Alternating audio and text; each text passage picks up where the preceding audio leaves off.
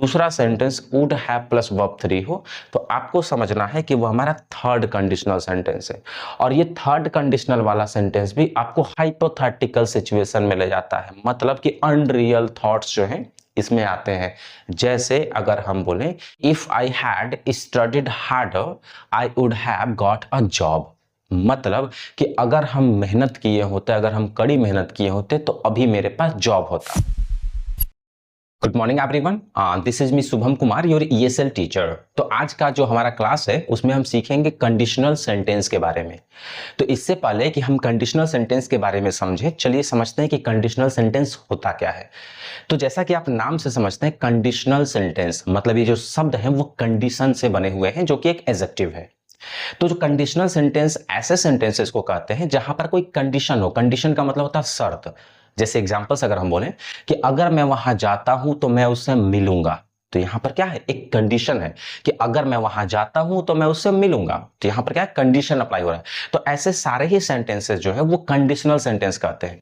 तो चलिए समझते हैं आज के क्लास में कि कंडीशनल सेंटेंस होता क्या है और कैसे बड़ी आसानी से आप कंडीशनल सेंटेंस को पहचान सकते हैं। तो चलिए शुरू करते हैं।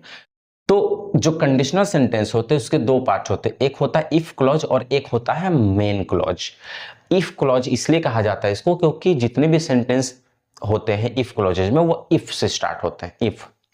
अच्छा, अगर ध्यान दें तो एक पार्ट जो होता है वो डिपेंडेंट होता है और एक पार्ट जो होता है वो इंडिपेंडेंट होता है। चलिए एग्जांपल से समझते हैं सबसे पहले कि डिपेंडेंट और इंडिपेंडेंट सेंटेंस क्या होता है। जैसे अगर हम बोले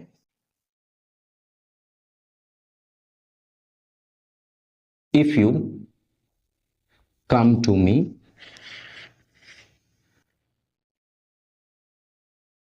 I will teach you। तो यहां देखिए कि अगर हम बोले कि अगर तुम मेरे पास आते हो मैं तुम्हें पढ़ाऊंगा, मतलब कि यहां पर एक कंडीशन अप्लाई हो रहा है कि अगर तुम आते हो तब मैं पढ़ाऊंगा, कंडीशन है। तो मतलब ये आपको ध्यान देना है कि इसके दो पार्ट होते हैं। यहां देखिए, एक है if you come to me और दूसरा जो पार्ट है वो है आई विल टीच यू। तो ये जो if you come to me है इसी वाले पार्ट को हम इफ क्लॉज भी कहते हैं। और ये हमारा जो है जो मेन सेंटेंस है जो बोलता है कि आई विल टीच यू। तो जो ये इफ वाला जो पार्ट है, मतलब इफ क्लॉजेज वाले जो पार्ट होंगे, इसको हम बोलते हैं डिपेंडेंट क्लॉज। Dependent clause. और ये जो है ये आपका मेन क्लॉज है। चलिए समझते हैं कि ऐसा क्यों,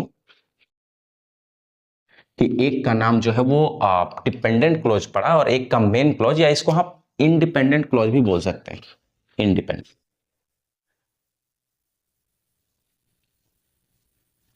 तो मतलब कि एक हमारा डिपेंडेंट क्लॉज है और एक हमारा इंडिपेंडेंट क्लॉज है। तो नाम से पता चल रहा है कि डिपेंडेंट मतलब किसी पे निर्भर और इंडिपेंडेंट मतलब स्वतंत्र।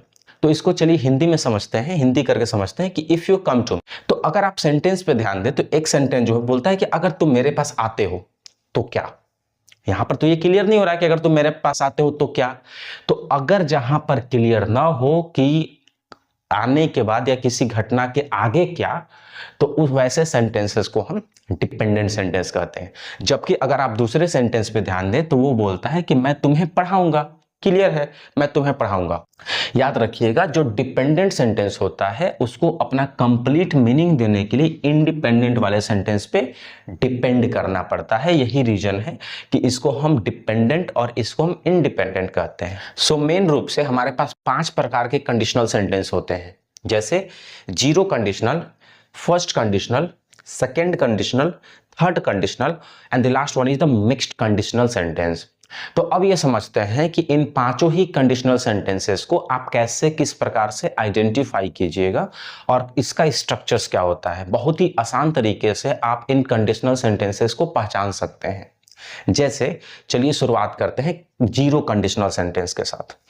तो जीरो कंडीशनल सेंटेंस, जहां नाम से ये पता चल रहा है कि यहां पे कंडीशन जो है वो ऐसा कंडीशन होगा जहां पर जीरो कंडीशन, मतलब कि सीधे तौर पे ये समझिए कि अगर इस प्रकार का कंडीशन जहां पे कोई साइंटिफिक ट्रूथ को बताया गया हो, यानी जो भी वैज्ञानिक सही बातें हैं कुछ ऐसे वैज्ञानिक चीजें जो सही साबित हुई हैं, उन चीजों को आप जीरो कंडीशनल, और साथ ही साथ ऐसे सेंटेंस को आप कंडीशनल, खासतौर पे जीरो कंडीशनल सेंटेंस बोल सकते हैं जहां पर किसी भी प्रकार का रियल कंडीशन हो। रियल यानी जो चीजें सही हो।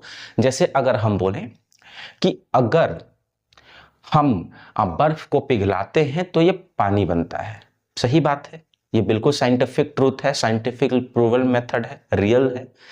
अगर हम बोले कि अगर हम पानी को 100 डिग्री सेल्सियस पे उबालते हैं तो वो भाप बनने लगता है, सही बात है, अगर हम पानी को उबालते हैं तो वो भाप बनने लगता है।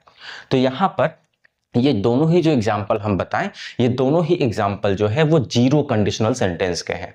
तो चलिए समझते हैं कि किस प्रकार से अगर आपके एग्जाम वगैरह में आते हैं तो आप किस प्रकार से उनको आइडेंटिफाई कीजिएगा। और खास तौर पे ये जो कंडीशनल सेंटेंसेस होते हैं वो एक फिल इन द ब्लैंक्स के फॉर्मेट में आते हैं। तो आप कैसे पहचानिएगा कि फिल इन द ब्लैंक्स के जो फॉर्मेट में जो एग्जाम में अगर सेंटेंसेस आते हैं तो उस ब्लैंक्स वाले पार्ट में आपको क्या भरना है। तो चलिए सबसे पहले जीरो कंडीशनल सेंटेंस से हम इसकी शुरुआत करते हैं। तो जीरो कंडीशनल जो सेंटेंस होगा उसको पहचानने का सबसे जो आसान तरीका है वो है कि आपका जो सेंटेंस होगा, दो सेंटेंस होंगे, एक आपका प्रेजेंट इंडेफिनिट का है और दूसरा भी आपका प्रेजेंट इंडेफिनिट टेंस का ही सेंटेंस होगा। हाँ, अंतर यह है कि एक में आपका इफ लगा रहेगा, तो जिस वाले पार्ट में इफ लगा होता है इस पार्ट को हम इफ क्लॉजेज भी बोलते हैं।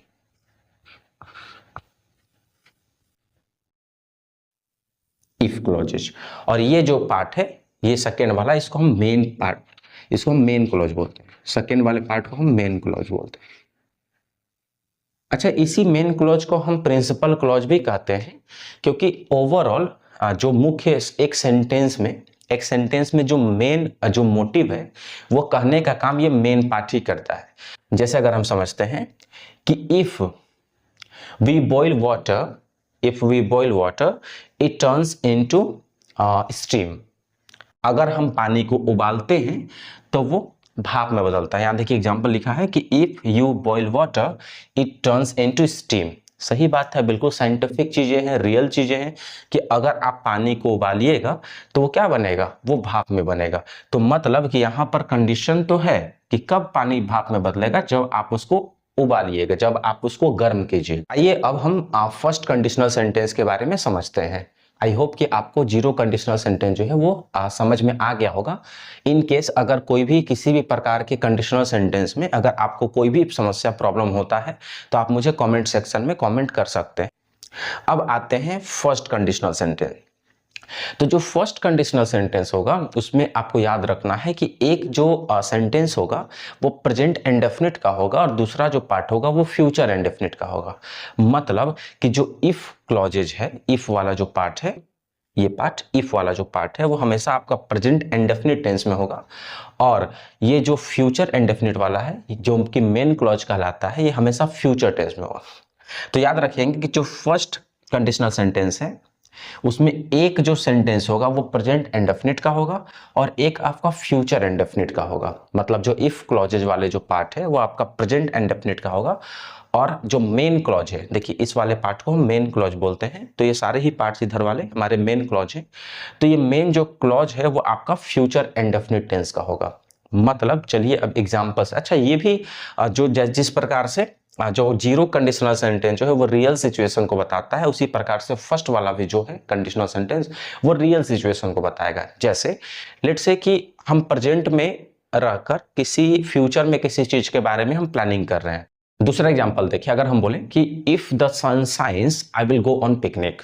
मतलब कि यहाँ पे कंडीशन अप्लाई हो रहा है कि अगर सूरज जो है, मतलब कहने का मतलब है कि अगर वेदर जो है वो ठीक ठाक अगर रहता है तो मैं पिकनिक पे जाऊंगा। तो यहाँ पर भी एक शर्त है कि मैं पिकनिक पे तभी जाऊंगा जब मौसम जो है वो बिल्कुल ठीक ठाक रहे। तो यहाँ पर भी एक कंडीशन अप्लाई हो रहा है।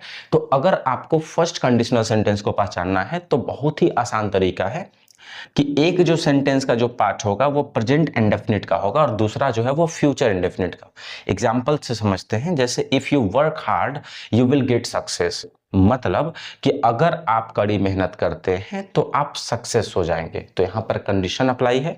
और ध्यान, तो ये हमारा जो पार्ट है ये प्रेजेंट इंडेफिनिट टेंस का है और ये वाला जो पार्ट हमारा है यू विल गेट सक्सेस, ये फ्यूचर इंडेफिनिट का है।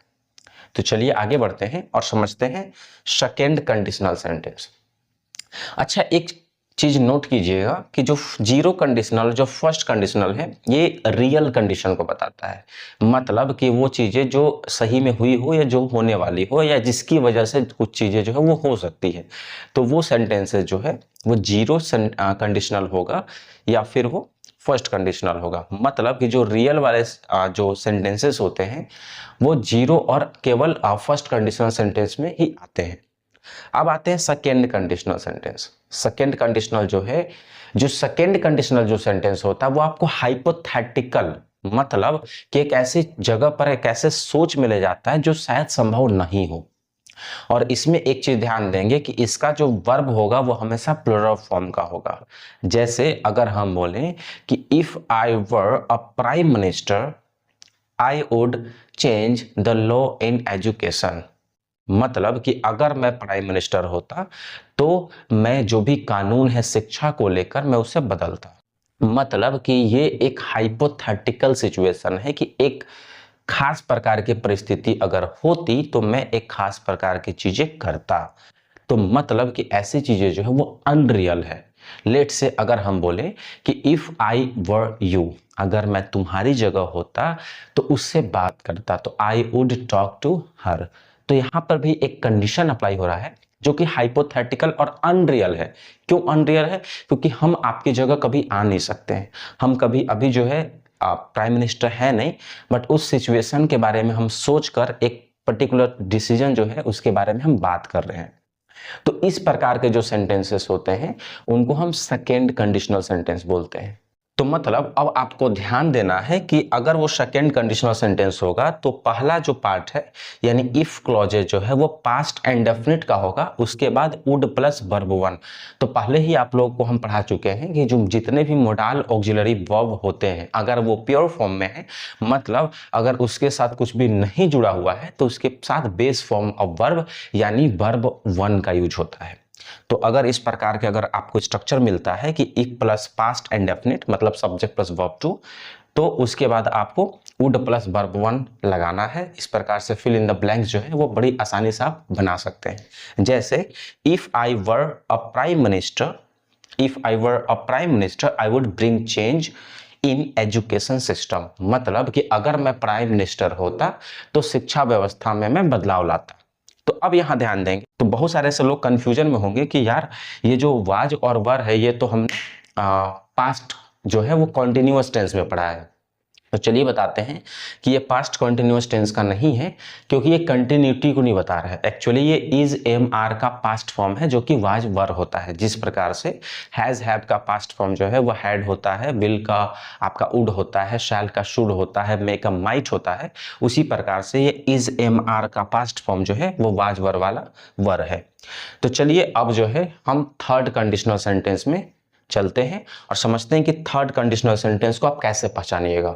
एक बार फिर से ध्यान रखेंगे कि जो जीरो और फर्स्ट वाला होगा वो रियल कंडीशन को बताएगा, जबकि सेकेंड और थर्ड वाला जो होगा वो आपको अनरियल कंडीशन या अनरियल सिचुएशंस को यानी हाइपोथेटिकल सिचुएशन को बताएगा।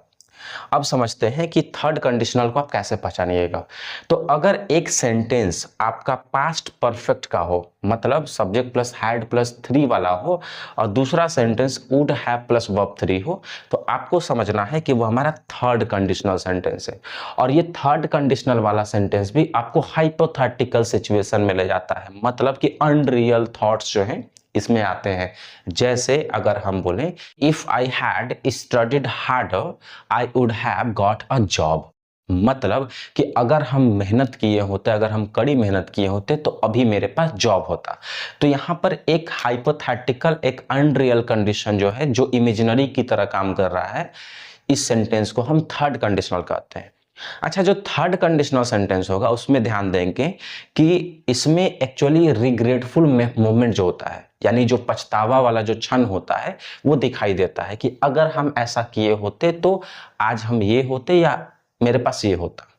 एक पर्टिकुलर जो चीजें हैं, जो भी ब्ला ब्ला ब्ला, तो उस चीजों को जो है हम बोलते हैं थर्ड कंडीशनल सेंटेंस। तो थर्ड कंडीशनल सेंटेंस, चलिए एक एग्जांपल भी यहाँ लिखा हुआ है कि if I had worked hard I would have got a job. मतलब कि अगर हम कड़ी मेहनत किए होते तो मेरे पास जॉब होता। तो अगर आप सेंटेंस को ध्यान से देखें तो ये वाला जो पार्ट है हमारा पास्ट परफेक्ट का है, और उसके बाद हमारा वुड है प्लस गॉट जो है वो वर्ब 3 है। अच्छा, वर्ब 3 है, इसका कई बार जो है वो गॉटन भी होता है। ये थोड़ा सा डिफरेंट होता है अमेरिकन और ब्रिट्स जो इंग्लिश है, यानी ब्रिटेन की इंग्लिश और अमेरिकन इंग्लिश में थोड़ा सा स्लाइटली डिफरेंट है, जिसकी वजह से गॉट और गॉटन दोनों ही जो वर्ब्स हैं वो बिल्कुल करेक्ट है वर्ब 3 के लिए। तो थर्ड कंडीशनल का एक एग्जांपल और समझते हैं। जैसे अगर हम बोलें कि if I had studied medicine I would have been a doctor, मतलब कि अगर हम मेडिसिन पढ़े होते तो हम डॉक्टर होते। मतलब कि आप पढ़े नहीं है, ये क्या एक प्रकार का रिग्रेटफुल मोमेंट है, मतलब एक तरह से हाइपोथेटिकल सिचुएशन, जो चीजें हो नहीं पाए और जिसका रिग्रेट जो है वो आपको हो रहा है। तो वैसे सेंटेंसेस को आप थर्ड कंडीशनल सेंटेंस के अंडर में रखते हैं। आई होप कि थर्ड कंडीशनल सेंटेंस आपको समझ में आ गया होगा। अब समझते हैं हम मिक्स्ड कंडीशनल सेंटेंस। तो जो मिक्स्ड कंडीशनल सेंटेंस होगा उसमें एक्चुअली होता क्या है कि एक पास्ट का एक सेंटेंस आपका पास्ट का होगा और उसका जो इफेक्ट है वो प्रेजेंट पे पड़ेगा। देखिए अक्सर होता क्या है कि जब हम प्रेजेंट में कोई चीज करते हैं, यानी कोई भी ऐसा काम जो हम प्रेजेंट में करते हैं, तो अक्सर इसका जो प्रभाव होता है वो हमारे फ्यूचर पे पड़ता है। नॉर्मल सी चीजें ऐसी होती हैं कि प्रेजेंट में किए गए काम का जो प्रभाव होता है वो फ्यूचर पे पड़ता है। बट यहाँ पे मिक्स्ड कंडीशनल में क्या होगा कि पास्ट में आपने कुछ ऐसी चीजें की हैं जिसका इफेक्ट, जिसका प्रभाव जो है वो प्रेजेंट में आपको देखना पड़ रहा है। लेट से अगर हम बोलें कि if I had written a TET exam I would be a teacher now, मतलब कि अगर हम टेट का एग्जाम लिखे होते तो हम अभी टीचर होते। अगर हम बोलें कि if I had studied medicine I would be a doctor now, मतलब कि अगर हम मेडिसिन पढ़े होते तो अभी हम डॉक्टर होते। तो ध्यान से देखिए कि एक सेंटेंस हम पास्ट का बोल रहे हैं जबकि दूसरा सेंटेंस हमारा प्रेजेंट का है, मतलब कि पास्ट में कुछ हम ऐसा नहीं किए जिसका नुकसान हमें प्रेजेंट में हो रहा है।